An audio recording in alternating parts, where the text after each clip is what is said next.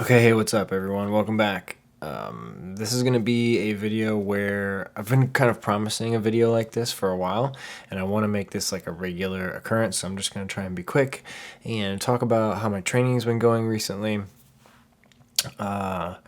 It's right now, it's February 4th, Tuesday, so just started a new week.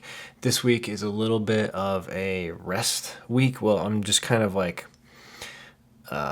I'll just kind of tell you about it. So, if you follow me on Strava, you can go in here and check out my training log, which is kind of cool that they do this. And I think anyone can see this, but it just kind of goes through. Here is basically go all the way back to September, where that was the Hallucination 100. And then after Hallucination 100, as you can see, I didn't do a ton. Just kind of recovered and kind of being lazy, honestly. Let's just be honest with it. Got into November, same story. I was just not running very much. Finally, middle of December, I was like, okay, it's time to start training again. So right around the middle of December, I started running again, just kind of short miles, 4 milers. Took Christmas Day off, and then since Christmas Day, after that, I've actually ran every day since Christmas, which has been really great. But put in a couple 50-mile weeks. January 6th, that week was a little bit of a rest week, and then it's been pretty much 50-50, and then 57.5 last week, and so far 10 for this week. So the last 3 weeks have been pretty good. It's been going really, really well. Flip over to, this is a program right here called WKO, and it's more for coaches, because it's just, that's kind of how it's, who it's like geared towards, because you can customize everything so much. And so here, like, I have all my athletes in here, but I'm not going to click on them because that would not be proper. So I'm just going to look at my stuff here. And if you're familiar with like Training Peaks, like Training Peaks actually owns, like, WKO is a product of Training Peaks. So it synchronizes with Training Peaks just like seamlessly. It's probably not something that you guys, I don't know, maybe you would want to use it. It costs, I think, a couple $100 to buy the software, but then once you have it forever, and you can customize everything you want. Up here, this is kind of like the training tab that I have that just puts all of the necessary information right up front for myself, because I coach myself, and then all of the athletes I coach as well. This right here is a performance manager chart, and it shows basically the line you're looking at here. The blue line is called the chronic training load, and that's really like your fitness. That's like, how fit am I right now?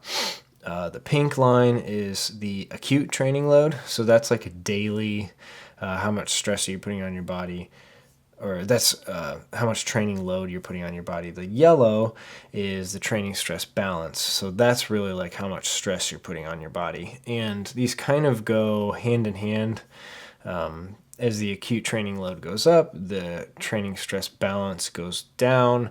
And throughout the season, as we keep looking at this, it'll make more sense as to what's happening. And then this green line right here, it's kind of hard to see because it's not very high, it's not very big, but that's the ramp rate. What that means is the higher the ramp rate, the faster you're accelerating your training, basically. The lower the ramp rate, you're not pushing yourself one way or the other. And then over here, we've got all these boxes. These are all colorful. I've color coded these because it shows this week's run duration, this week's distance so far, this week's climbing, this week's training stress score, which training stress score is really important. Like, when you start getting into all of this, training stress per day, and then every workout I go in and I rate on Training Peaks, like, after, it gives me a little prompt to say, what was your feeling, your subjective feeling, and then how hard was the workout. Basically, the last box down here is the rate of perceived exertion. If I can see that, okay, there's 3 or 4 workouts in a row, maybe 3 or 4 or 5 days where I've felt just like really awful, like it's been really, really hard, harder than it should be, and then I back off a little bit. This next one is training stress score plus intensity factor. So what this does is it tells me 2 things. Training stress score is a number that is kind of, it aggregates everything, all of the data in your file from that run or from that bike ride or swim or whatever it is, hike, whatever you're doing.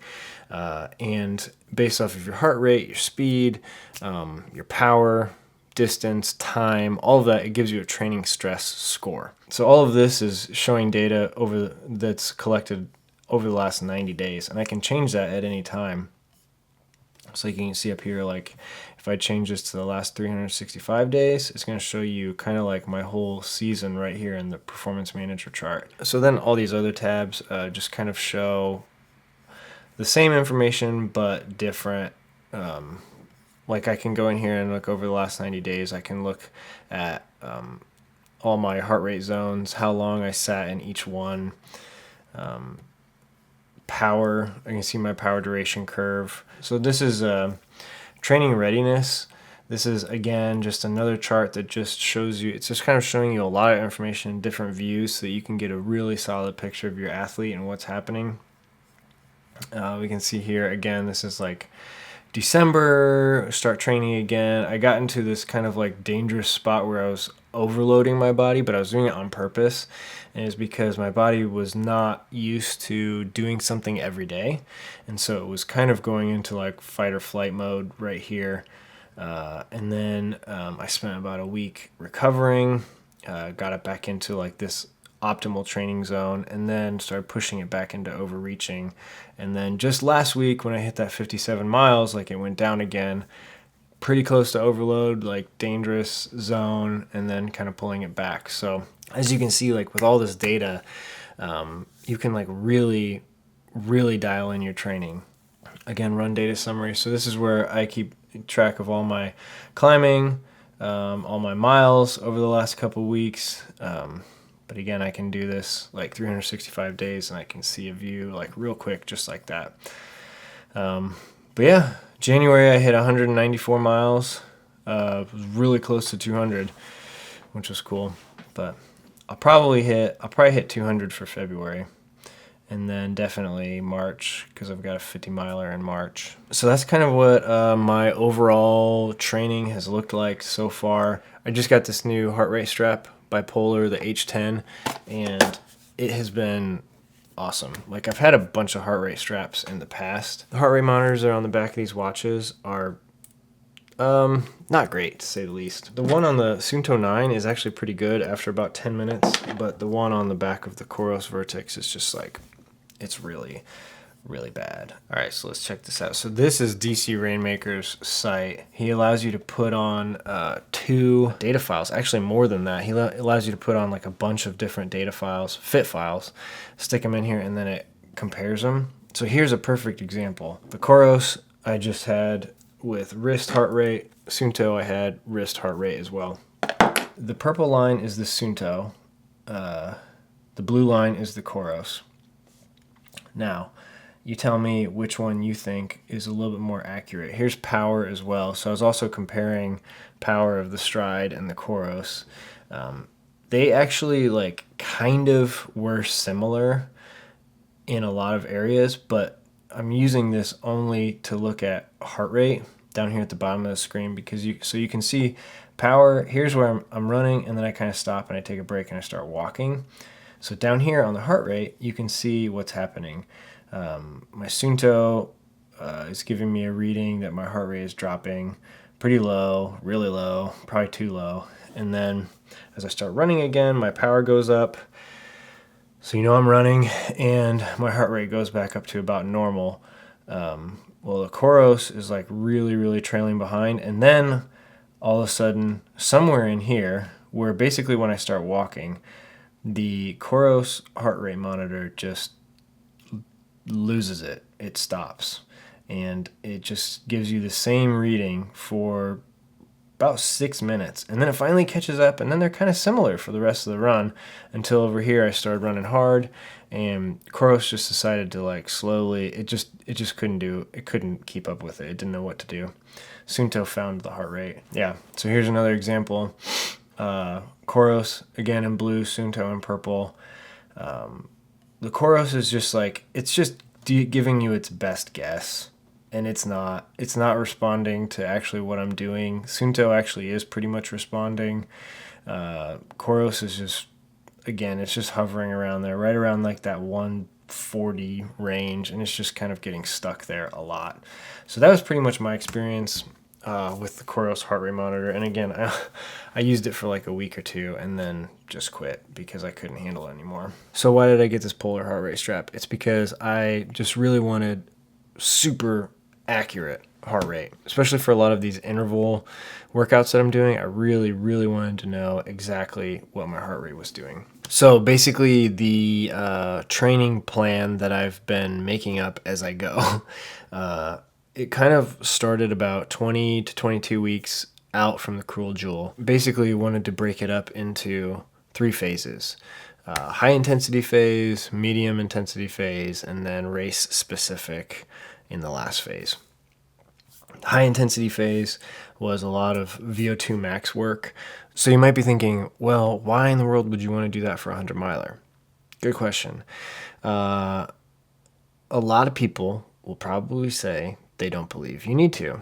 And, I used to think that too. But what training at really high intensity does and what training fast does is it basically pushes kind of like your perceived and realistic limits out farther.